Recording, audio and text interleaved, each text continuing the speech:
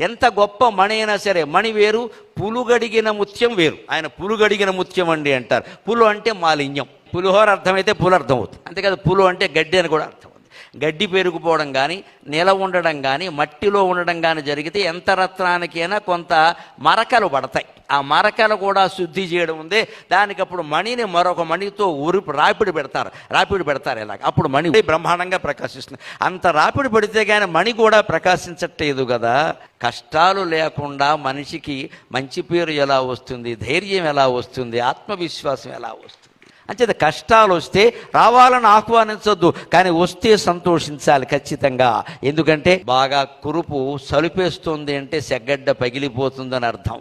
బాగా ఉక్కబోస్తుంది అంటే త్వరలో వర్షం కురుస్తుందని అర్థం. కష్టాలు ఎక్కువ వస్తున్నాయంటే జగన్మాత నిన్ను అనుగ్రహించబోతోంది అని అర్థం. అక్కడ కష్టాల వర్షం కురిసింది అంటే తర్వాత అమ్మవారి అనుగ్రహ వర్షం కురవబోతుంది.